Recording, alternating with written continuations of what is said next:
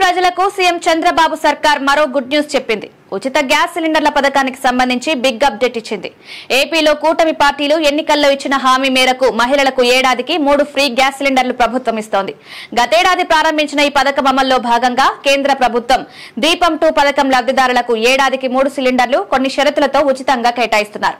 అయితే ఈ పథకం లబ్ధిదారులకు ప్రభుత్వం తాజాగా కీలక సూచన చేస్తోంది. దీన్ని పాటించకపోతే మాత్రం ఇందులో ఓ గ్యాస్ సిలిండర్ కట్ కావడం ఖాయం. కూటమి ప్రభుత్వం సూపర్ 6 హామీల్లో ఒకటైన దీపం 2 పథకం లబ్ధిదారులకు ఏడాదికి ఇచ్చేవి 3 సిలిండర్లైనా వాటిని సకాలంలో బుక్ చేసుకోవాల్సి ఉంటుంది. ఈ లెక్కన ఇప్పటి వరకు గ్యాస్ సిలిండర్ తీసుకుని వారు మార్చి చివరికల్లా తొలి సిలిండర్ ను బుక్ చేసుకోవాలని ప్రభుత్వం సూచిస్తోంది. లేదంటే 3 సిలిండర్లలో ఒకటి కోల్పోతారని పౌర సరఫరాల కమిషన్ సౌరభ్ గౌర్ స్పష్టం చేశారు. ఇప్పటి వరకు గ్యాస్ బుక్ చేసుకుని వారు ఇదే చివరి అవకాశమన్నారు. ఏడాదికి ఇస్తున్న 3 ఉచిత గ్యాస్ సిలిండర్లలో భాగంగా ఏప్రిల్ నుంచి 2వ సిలిండర్ బుకింగ్లు ప్రారంభం కాబోతున్నాయి. ఈ నేపథ్యంలో తొలి సిలిండర్ బుకింగ్ కోసం ఇచ్చిన గడువు మార్చి నెలాఖరుతో ముగియనుంది. ఈ పథకం లబ్ధిదారులు ఇప్పటి వరకు సిలిండర్ బుక్ చేసుకోకపోతే మాత్రం వెంటనే బుక్ చేసుకోవాల్సి ఉంటుంది.